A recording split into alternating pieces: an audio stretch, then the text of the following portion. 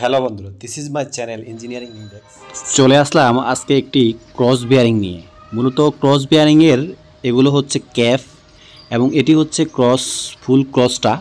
ক্রসের 4টা ক্যাপ, এই ক্যাপগুলো অলরেডি সবসময় মুভেবল এবং এই এই যে ক্রসটা, এই ক্রসটি মূলত একটি ক্রস হাউজিংয়ের মধ্যে সেট করা থাকে। তো আজকে আমি কিভাবে এই ক্রসটি হাউজিংয়ে সেট করা হয় এটা আমি দেখাবো। প্রথমে দেখুন, ক্রসের 2টা মাথা একদিকে হাউজিংয়ে অলরেডি ঢুকানো হয়ে গিয়েছে। এটি অনেক বড় একটি হাউজিং। এই হাউজিংটি মূলত 120 কেজি ওজনের থেকেও বেশি। এই ক্রস বেয়ারিং বা ক্রস হাউজিংটি সেখানেই লাগানো হয় যেখানে অনেক বড় একটি শেপ, যে শেপটি মুভেবল বা সবসময় ঘূর্ণয়নগতিভাবে চলে বা ইনক্লাইন্ড থাকে। ইনক্লাইন্ড কোনো শেপকে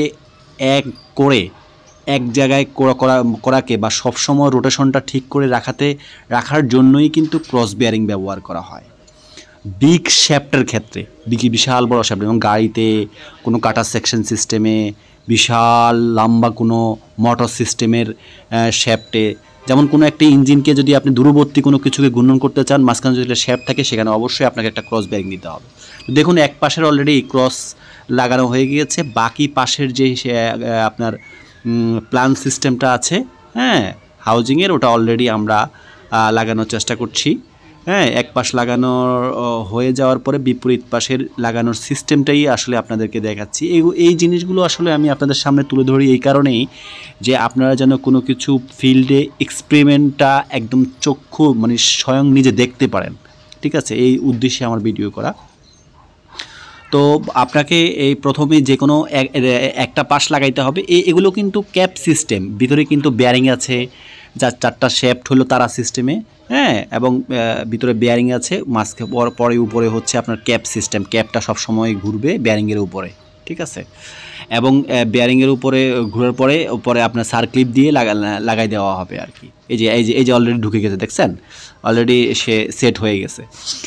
এখন এই যে সেট হয়ে গেল, হ্যাঁ, এখন সেট হওয়ার পরে এখানে কি করা হবে, এখন এখানে এই শ্যাফটের উপরে যেই তারাটা আছে, তারার উপরে যেই শ্যাফট আছে, ওই শ্যাফটের মধ্যে এখানে অলরেডি ক্যাপ মানে বেয়ারিং ক্যাপটা বসায় দেওয়া হবে এখানের মধ্যে। দেখুন, ক্যাপ বসায় দিব এখানে। এই যে এটাকে বলা হয় বেয়ারিং ক্যাপ, ভিতরে বেয়ারিং আছে, হ্যাঁ, ওই শ্যাফটের মধ্যে ক্যাপটা বসায় দিয়ে আউটসাইডে আপনার একটা লাগাই দিব, এই সার্ক্লিপ লাগাই দিব, যেন হাউজিংয়ের সাথে মুখামুখিভাবে একজন সংযোগ থাকে। তো সেই ক্ষেত্রে যখনই আপনি কোনো ক্যাপ ঢুকাবেন, হ্যাঁ, সেটাকে কিন্তু এক জায়গায় বাড়ি দিলে হবে না, আপনাকে কিন্তু ঘুরায় সব জায়গার মধ্যে দিতে হবে, যেমন সমানভাবে ভিতরে ঢুকে। কোনোভাবে যদি একদিক হয়ে যায় তাহলে কিন্তু ফেটে যাবে, ঠিক আছে, এটা খুব সাবধানতার সহিত করতে হবে, ঠিক আছে। এবং দেওয়ার পরে কিন্তু আপনাকে দেখতে হবে সে সমানভাবে ঢুকছে কিনা। যদি ইনক্লাইন্ড হয়ে যায় কিছুটা, তাহলে কিন্তু প্রবলেম হয়ে যাবে, হ্যাঁ।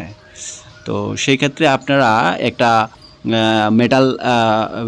মেটাল তৈরি করে নেবেন, যেটার উপরে করলে সমানভাবে সব জায়গার মধ্যে আপনার প্রেশারটা লাগবে, সেই প্রেশার অনুপাতে সে ভিতরে ঢুকে যাবে, ঠিক আছে।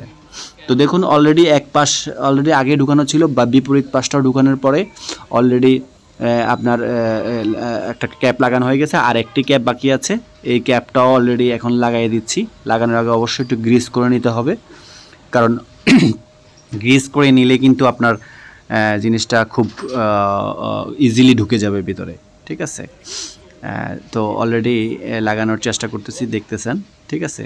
এখন হালকা কিছু টাচ করব বা প্রেশার দিব, প্রেশার দিয়ে আগে মুখামুখি বসাবো, দেন তারপরে মেটাল একটা মেটাল নিব, যেটা ওর উপরে বসায়া একবার সমানভাবে সব জায়গার মধ্যে এই যে দেখছেন মেটালটা বসাইছি, এখন এই চাপটা এখন সব দিকে সমানভাবে যাবে, ঠিক আছে। এই চাপটা সব দিকে সমানভাবে গেলে তখন আর যে ক্যাপটা আছে, ক্যাপটা ফেটে যাবে না। এরকম কিন্তু আমাদের হয়েছে কয়েকবার, কিন্তু এরকম হয়েছে, ক্যাপ কিন্তু ফেটে গিয়েছে।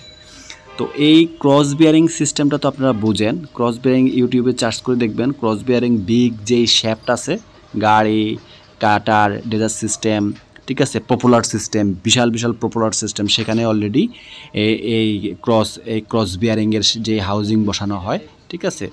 ইমপ্যাক্ট প্রথমে যে লোডটা আসে বা ইনক্লাইন যদি কোনো শ্যাফট থাকে, তো সেই ক্ষেত্রে এই ক্রস বিয়ারিংয়ের এই হাউজিং সিস্টেম করে ক্রস বিয়ারিং বসানো হয়। তখন ইমপ্যাক্ট লোডটা আসলে কোনোভাবেই আপনার হবে না, প্রবলেম হবে না, ঠিক আছে।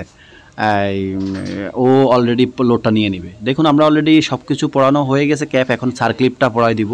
অলরেডি সার্ক্লিপ পড়ানোর জন্য সিস্টেম আমার এখানে একটা ভিডিও আছে, আপনারা দেখে নেবেন যে সার্ক্লিপ খুব সহজে, ওইখানে গ্রুপ আছে, কিন্তু ওইখানে গ্রুপ আছে, গ্রুপে সার্ক্লিপ চাপ দিলেই ভিতরে ঢুকে যাবে, আর কোনোভাবে ক্যাপ আর আউটসাইডে বেরিয়ে আসবে না, ঠিক আছে। তারপরে আপনার সার্ক্লিপটা একটু মুভ করে কিনা, সব দিকে না জাম হয়ে আছে কিনা, মানে গ্রুপে ঢুকছে কিনা, একটা স্ক্রুড্রাইভার দিয়ে একটু হালকাভাবে নাড়িয়ে চাড়িয়ে দেখবেন, ঠিক আছে। এখন বিপরীত পাশে অলরেডি বিপরীত পাশে করে দেখব, এখন উঠাইছি।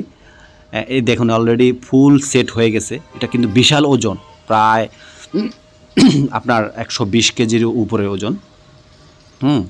কয়েকটা প্রেশার দিয়ে হাতুড়ি দিয়ে আঘাত করে দেখলাম যে ও ঠিকমতো হচ্ছে কিনা, আপনার মুভ করছে কিনা, কারণ নতুন সেট করার পরে কিছুটা জাম থাকে, ঠিক আছে, মুভ করতে চায় না। হ্যাঁ, এখন দেখুন এই মুভ সব দিকে হাতুড়ি দিয়ে বাড়ি দেওয়ার পরে অনেকটাই মুভ করবে, এটা করতে হবে। এই ঠিক এই হচ্ছে মাঝখানে হচ্ছে গ্রিস পয়েন্ট আছে, ওই যে দেখুন, হ্যাঁ অলরেডি মুভ সব দিকে মুভ করছে।